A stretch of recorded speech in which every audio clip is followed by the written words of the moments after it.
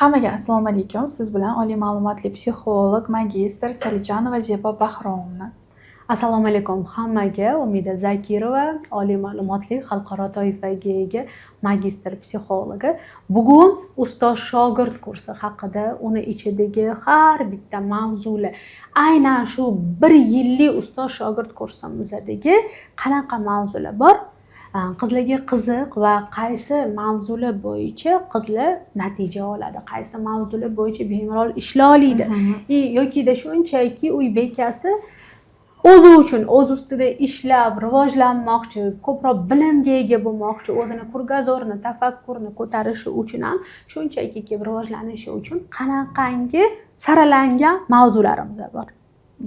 Masalan, birinchi oyga deylik mijoz keldi. Nima biz birinchi oyda beramiz?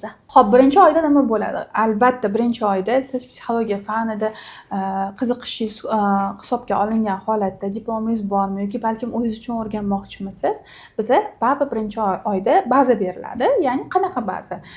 Biza aynan xarakter, temperamentlar bo'yicha yoki oddiy misol, mana hamma biladigan narsa mijoz bilan ishlashda bizga eng ko'p keladigan mijozlarimizning ko'pchiligi jabrdiyda holatidagi mijozlar keladi va jabrdiyda holatidagi mijozlar bilan biz ishlashimiz kerak bo'ladi va shu holatda biz universitetda o'rganadigan Karpman uchburchagimiz bor.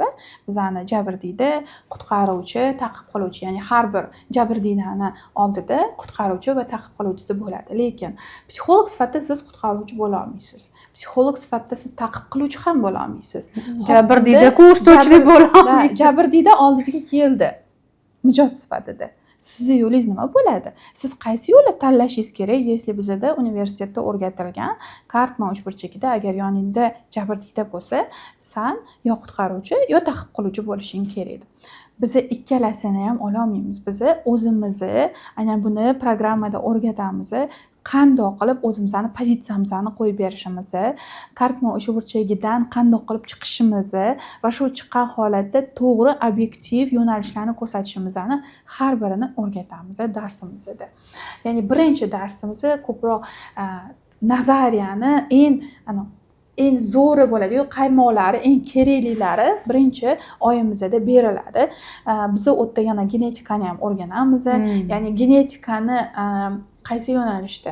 Genetika o'zi aslida psixologiya, katta bitta psixologiyani bitta yo'nalishlardan bittasi. Misol uchun art terapiya yo'nalishi bor, yoki psixosomatika yo'nalishlari bor. Xuddi shunaqa genetika yo'nalishi ham bor. Psixogenetika yo'nalishi ham bor. Ya'ni butun boshli psixologiyani bitta yo'nalish, bitta qismiga kiradi. Katta bo'limi, bitta katta bo'limiga kiradi va biz o'sha bo'limni aynan bizga kerakli bo'ladigan joyigacha o'rganamiz. Chuqurlashib, psixogenetik bo'lib ketmaymiz. Aynan mijoz bilan ishlayotganda qanchalik genetika muhim, qanchalik ssenariylarni takrorlanishi, ya'ni shunaqa vaziyatda bo'ladi. Mijozingiz keladi, mijozingiz bilan ishlayotganingizda, misol uchun ajrashgan deylik, ajrashgan va nima deydi, misol uchun oyisi ham ajrashgan va xuddi shunaqa oyisining oyisi ham, babushkasi ham ajrashgan. Ya'ni ssenariy takrorlanyapti. Lekin ko'p insonlarni bilaman, misol uchun kelishadi-da, mana shunaqa ssenariy takrorlanyapti. Takror ssenariylar yo'q. Takror ssenariylar deyshadi-da. Kelishadi, men erim ichyapti-da, ya'ni shu meni ssenariylarimdan, genetikamdan deyshadi. Yo'q, prosta eringiz ichayotgan bo'lishi ham mumkin. Shunchaki, ya'ni hamma narsa genetikaga bog'liq emas, hamma narsa ssenariy takrorlanadi ham emas. Biz uni to'g'ri analiz qilgan holatda haqiqatda shu narsa bormi yoki yo'qmi? Shuni ajratib berib, o'shan bilan ishlaymiz. Agarda siz unga ham yo'q, sanda ssenariy takrorlanyapti desangiz, lekin unda ssenariy takrorlanmayapti. Uni avlodida hech kim ichmagan, chekmagan yoki boshqa narsa yo'q deylik. Bo'ldi. Demak, uniki umuman boshqa narsa. Uni boshqa narsa trigger qilyapti va shu vaziyatda u o'zini shu holatda qanaqa hissiyotlarini biz ishlab chiqib, unga to'g'ri yo'nalishni ko'rsatishimiz kerak bo'ladi. Keyingisi, men misol uchun bizning kursimizdagi eng baribir hozir har bitta mavzuni ochib bersak ko'p vaqt oladi. Eng vovlarini aytib bermoqchiman. Boshqalarda umuman ko'ra olmaydiganlar, ya'ni boshqa kurslarda yo'ladi. Bu psixosomatika yo'nalishi va neyropsixologiya yo'nalishi. Chunki hozirgi davrda, ya'ni hozirgi zamon psixologiyasida eng rivojlanayotgan etapi bu bolalar psixologiyasi, neyropsixologiya bilan ishlash. Agarda siz psixolog bo'lsangiz yo psixosomatika yo neyropsixologiyada ketsangiz, ishoning judayam stремительно rivojlanib ketayotgan etaplar hisoblanadi, qatlamlar hisoblanadi. Nimaga? Chunki odamlar o'sha er-xotin munosabatlaridan kechirasiz, charchadi. To'g'ri. Ya'ni er-xotin munosabatlari hamma narsa shuni atrofida emas. Odamlar hozir sekin-sekin o'sha bolasiga ham e'tibor qaratyapti. Sekin-sekin akasi qaynona kelin emas ekan, faqat muammo emas, bola tarbiyasi ham bizga juda muhim ekan deb turib, bolasiga juda ham ko'p e'tibor berayotgan qatlam xalq juda ham ko'pda. Ko'pchilik o'ylaydi, mana misol uchun psixologiyani agar oladigan bo'lsa yo'nalishlari ko'p-ku. Qaysi yo'nalishni tanlashni bilishmaydi. Hozir endi aktual shu ajrimlar, aktual er-xotin munosabatlar bo'lishadi. Faqat shu yo'nalishda munosabatlar bo'yicha ishlashadi. Lekin ishoning, mana shu 1-2 yil davrida eng rivojlanadigan to'pi bu psixosomatika yo'nalishi bilan neyropsixologiya yo'nalishlari. Ko'proq bolalar psixologiyasi. Sababi psixosomatika nima degani hozir bu umuman bilmaganlar uchun qisqacha ma'lumot berib ketaman. Bu kasalliklarimiz bor shunaqa insonlar, masalan, astmatik, allergiya, diabetik, buqo kasalligi yoki qanaqadir mana shu jinsiy organlarda kasalliklar, matka qayta og'rig'i yoki вторичный или первичный бесплодие deymiz, ko'p lecheniyalarni olishadi, lekin uni asl negizi psixologiyada yotadi. Ongi ostimizda qaysidir o'sha bizadagi yomon opitlarimiz deymiz yoki bo'lmasam qanaqadir bitta moment biz ushlab oldikda, o'sha momentda ongi osti qo'rqyapti. Ongi osti ko'proq himoya mexanizmi. U sizni himoya qilish uchun ham ko'proq shu kasallikni beradi. Masalan, allergiya kasalligini yoki 7 yosh, 8 yosh bolalarda ham diabet kasalliklari, qand kasalligi ko'payib ketyapti, sahr deymiz. Aynan shu psixosomatika yo'nalishida barcha kasalliklarni bittadan chochamiz. Ya'ni bitta narsani sana aytib ketaydi. Umi o'zini maqtashni yaxshi bilmaydi. Men Umidani bilan ishlayotganimizga ancha bo'lgan bo'lsa, aynan bizning shogirdlarimizning ichida bitta qizimiz bor, mayli ismini aytmayman. Bitta qizimiz bor. Psixosomatika yo'nalishida to'g'risini aytaman, Umi juda ham kuchli deb o'ylayman, chunki shuncha paytdan beri kuzataman. O'zim bilganim uchun O'zbekistonda psixosomatika desa, misol uchun ko'zim oldiga san kelasanda, xuddi shunaqa narsa aynan shu yo'nalishni bizdan o'rganib ketib, shogird tushib, hozirda ishonasizlarmi, psixosomatikani faqatgina bitta yo'nalishi, aynan NRS bo'yicha o'z ishini olib borib, hattoki Instagramda ham faqat shu yo'nalishda olib borib, klientlar potoki juda ham kattalashib ketgan. Ya'ni bitta NRS yo'nalishi psixosomatika emas. Bitta bolalarni tunga siyib qo'yish yo'nalishida shu bilan oyiga 50-60 million chek bilan spokойно topyapti. Ya'ni bu narsa bo'yicha o'rganib, ya'ni oldinlari men eslayman-da, NRS bo'lsa, sразу men psixosomatika Umidaga olib boringlar, bemalol tuzatib beradi dedim-da. Allohga oson va xuddi shunaqa narsa sababchi qilib Umidaga borganlarda nechtasida NRS umuman tuzalganlarini eshitganman o'zim va xuddi shunaqa shogirdlarimiz ham o'rganib, hozirgi kunda faqat shu bitta yo'nalish psixosomatikani yo'nalishi bo'yicha kichkinagina bo'limchasi bilan oyiga bemalol 50-60 milliondan daromadga chiqishgan. Agar inson xohlasa qila olar ekan, imенно shu qiz menga 0 bo'lib kelganida, aynan даже anaqada pedagogika yo'nalishida bitirgan, magistraturasiga yordam berib psixologiya yo'nalishida magistraturaga topshirdi. Keyin faqatgina shu psixologiyani NRS yo'nalishini tanladi va shu yo'nalishda har qatda oyiga 50-60 million spokойно topadi. Kerak bo'lsa ukazatan qilib qo'yamiz, anaqa Instagramini gap isboti bilan ham bo'ladi. Psixosomatika yo'nalishi juda ham katta bo'lim. NRS, enkopress, tirnoq ishlash, kliptomaniya, bolalarni voqli o'g'irlik qilish. Bu yosh kattalarda ham bo'ladi. Nimadir shu o'tib borgan shu ruchka bo'lsa ham olib ketadi. Kasallikda endi bu o'sha qayerdadir psixik narusheniya ketyapti. Ana o'shalarning hammasini biz psixosomatikada o'rganamiz. 2-oyda mana Zebo 1-oy haqida gapirdi. Aynan prenatal psixologiya, ya'ni shu onani qornidan boshlab. Mana masalan, ikki qatlaga o'zimizga ham juda ham ko'p yaxshi narsalarni o'yla, yaxshi narsalar ye, yaxshi fikrda bo'l, mazza qilib yur deyiladi, lekin nimaga unaqa biz mazza qilib yurishimiz kerak? Ikki qat davrimiz, homila davrida. Nega biz ko'proq yaxshi pozitiv fikrlarga ega bo'lishimiz kerak? Lekin bu aytilmaydi. Har bir homilani rivojlanayotgan oyida bolani psixikasi, psixologiya, tafakkur yozila boshlaydi. Har bir momentingizni, sizni ichki holatlaringiz, emotsional kachelalaringizni bola sizni yoza boshlaydi. Ana o'sha tug'ruqdan keyin albatta bitta kasallik bo'lib yoki bo'lmasam bolada qanaqadir bir nuqson, yana bir nima qisqacha kichkina kasalliklar bo'lib ham chiqadi. Kimdir allergiya bilan tug'iladi, kimdir sal orqada qolish bilan tug'iladi, kimdir faqat tunu kun yig'lash bilan. Har biri shu homila davri, ya'ni prenatal psixologiyada o'rganiladi. Keyin bolani 3 yoshdan 6 yoshgacha bo'lgan krizis davrlari, 9, 12 yosh, 16, 18 yosh и так далее. 30 yoshgacha har bir etapdagi krizis davrlar. Keyin mana yana o'shani siyqasi chiqib ketgan er-xotin munosabatidagi krizis davrlargacha har bir shu prenatal psixologiyada juda ham katta muhim rol o'ynaydi. Buni ko'pchilik bilmaydi. Nimaga prenatalniy psixologiyani o'rganishimiz kerak? Nimaga o'zi bu umuman kerak? Agar siz shu ildizini o'rganib olsangiz, siz psixologiya yo'nalishida как prof natijaga ega bo'lasiz, chunki kasallikni eng ildizi negiziga tushgan bo'lasiz. Mana shu momentlar aynan bizani ustoz shogird kursimizda o'rgatilinadi. Keyingisi bu erkaklar psixologiyasi отдельно, ayollar psixologiyasi отдельно o'rgatiladi. Ya'ni misol uchun qanaqa sizda krizis davrlari bo'lgan bo'lsa, xuddi shunaqa turmush o'rtog'ingiz, ya'ni eringizda ham xuddi shunaqa krizis davrlari bor. Erkak kishi krizisga uchraganda, undagi depressiya holatida o'zini qanaqa tutadi? Ya'ni bizga o'xshab o'rtoqlariga borib gapirib beradi, dardlashib, yig'lab o'tirmaydi. Emotsional unaqa narsalar erkak kishi qilmaydi.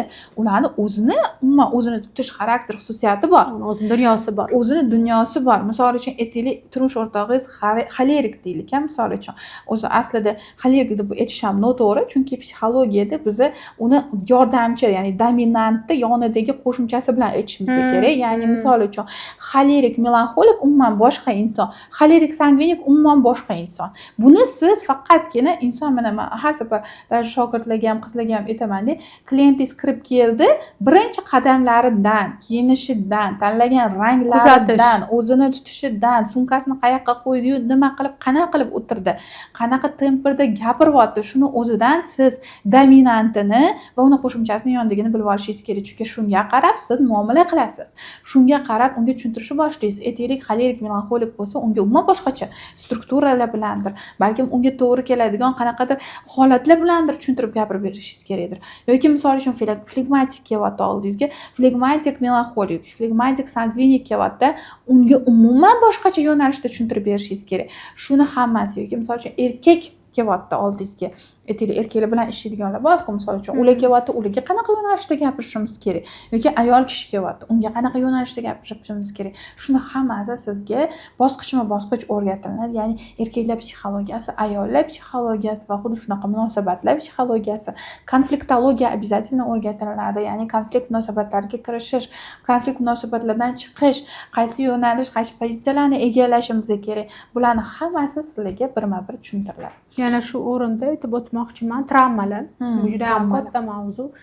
Har bir travma, shu 5 ta travma bor dedim. Aynan shu 5 xil travmani har bittasini birinchi etap-etap o'rgatilinishi, 5 ta travmani yechimi, qanaqa qilib bu travmaga qanaqa biz yechim beramiz, boshqasiga qanaqa terapiya beramiz, travmalarni McCartalar orqali o'rganish. McCartalarda bundan oldingi video darsliklarimizda ham aytib o'tdik, bir nechta algoritmlar bor. McCartani masalan travmalarga ishlaydigan algoritmi bor. Pul bloklariga ishlaydigan algoritmi bor. Yoki bo'lmasa psixosomatika yo'nalishida ham McCartalar bor. Aynan psixosomatika yo'nalishida ishlatsa bo'ladigan McCartalar bor. Shu joyda McCartalar bo'yicha-da, men juda ham ko'p yangi boshlayotgan psixologlarni bilaman. Yugurib borib juda ham ko'p McCartalar olishadi. Bu meni o'zimni shogirdlarimda ham bu narsa bo'lgan, sumka McCartalar ko'tarib kelishardi. Yo, balki shu ikkitagina kartamni ancha yil ishlatganman. Keyin tushunib yetganman, что menga karta kerak. McCartani 1 tonna olish shart emas. Psixosomatika yo'nalishida bitta pul bilan munosabatda, bitta er-xotin munosabati, travmalar, и так далее. Har bitta o'sha детский travmalar deymiz. Har bittasi bo'yicha bazaviy qilib bir deylik bir 10 tasini yig'ib olsangiz, o'shanga mos algoritmlari ham hozir chiqib ketgan, современныйлashib ketyapti, raskladlari ham bor. Hammasini joy-joyida to'g'ri ishlatsangiz, juda ham ko'p psixologik yo'nalishlarda siz qo'llay olasiz. Agarki siz algoritmni bilsangiz. Ana ushbu algoritmlarni kim o'rgatadi? Biz agarda siz bitta kartani o'zidan, bitta metaforik kartani o'zidan ham muammoni kelib chiqish sababini, ham uni yechimini bitta dona rasmda, kaloda emas, bitta kalodalar to'g'risida gapirmayapmiz. Kartochkada. Bitta karta, bitta rasmni o'zidan aniqlab ishlab bera oldingizmi? Ishoning, qo'lingizga любой metaforik assotsiativ kartalar tushsin, hammasi bilan ishlab keta olasiz. Nimaga? Chunki siz уже bilasiz qanaqa yo'nalishda ishlash kerak. Ya'ni metaforik assotsiativ kartalarni olib, uni qo'yib qo'yishadi-da, misol uchun shu algoritmni hamda qo'yib qo'yishadi. Xo'p, uyog'iga nima qilish kerak? Shularni hammasini biz shogirdlik kursida bittalab bo'g'im o'rgatamiz. Chunki har bitta darsimizdan keyin albatta metaforik assotsiativ kartalar bo'yicha bitta algoritm o'rgatiladi. Nimaga? Chunki psixosomatika yo'nalishi ketyapti. Aytaylik, misol uchun yosh davrlari yoki yo'nalish ketyapti deylik. Yosh davrlari yo'nalishidagi bolalar bilan ishlayotganingizda, bola bilan qanaqa metaforik assotsiativ kartalarni ishlatib, qanaqa texnikalarga keyin olib borib, keyin uyga vazifaga qanaqa texnikalar berib, yana xuddi shunaqa ota-onasiga aynan bola bilan ishlayotgani uchun ota-onasiga qanaqa natija berib, qanaqa mavzularni yana uyda дополнить qilib ishlashingizni hamma yo'nalishlari sizga beriladi. Juda ham ko'pchilik o'ylaydi, bolalar bilan ishlash oson. Lekin kattalar bilan ishlash oson, bolalar bilan biroz qiyinroq. Sababi bola sizga ichki holatini, o'zida bo'layotgan har xil o'y kechinmalarini aytib bera olmaydi. Uni siz o'zingiz topishingiz kerak bo'ladi. Aynan shu momentda art terapiya sizga juda ham zo'r effekt beradi. Bola aldanmaydi, bola bemalol shu chizadi rasmni, uni ichki holati, imенно o'sha berayotgan bizadagi vazifalar orqali to'liq bolani manka terapiya orqali, uni izoterapiyasi orqali aniqlasa bo'ladi. Albatta qo'shimcha sifatida bizada mak kartalar ham bo'ladi. Bolani to'liq siz полностью diagnostika qilib olsangiz, ana keyin bitta yo'nalish tanlaysiz. Qaysidir bolaga faqat neyropsixologiya, qaysidir bolaga 10 ta konsultatsiya faqat art terapiya yo'nalishida, qaysidir bola ko'proq o'yinlar orqali, neyropsixologik mashqlar orqali yechim berishingiz mumkin bo'ladi.